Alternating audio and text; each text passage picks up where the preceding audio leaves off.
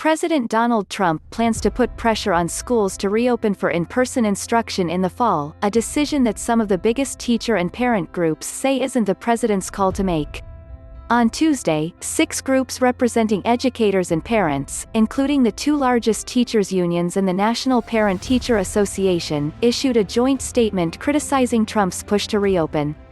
Instead of the president brazenly making these decisions, the groups said health experts should figure out when schools can safely reopen during the pandemic. The administration has failed to listen to families and public school educators who have been on the front lines serving their communities, the groups said. This vacuum of leadership leaves this administration with zero credibility in the minds of educators and parents when it comes to this major decision.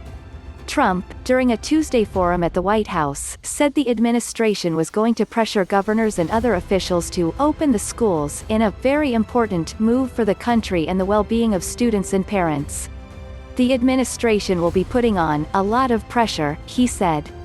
Dr. Sally Goza, the president of the American Academy of Pediatrics, said being out of school and away from peers, teachers and school services can have lasting effects for children.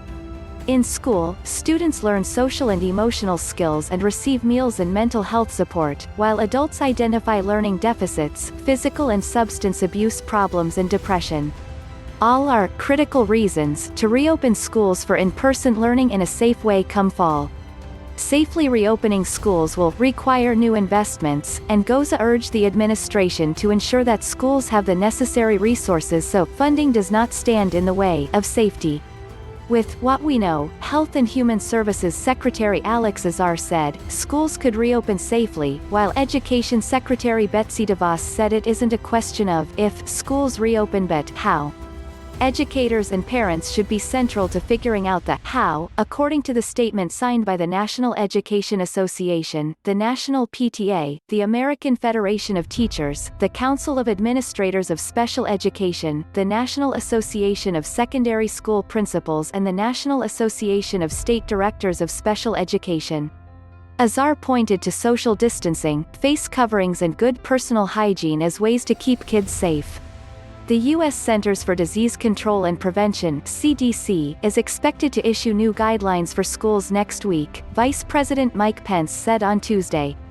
The 6 parent and educator groups criticized the White House on Tuesday for offering conflicting advice from the CDC and giving little additional insight. They also said students, families and educators could be put in danger without a comprehensive plan for funding personal protective equipment and all data is taken from the source, https://www.newsweek.com/article link, https://www.newsweek.com/ after-trump-demands-schools-reopen-teachers-parents-say-it-decision-1516387.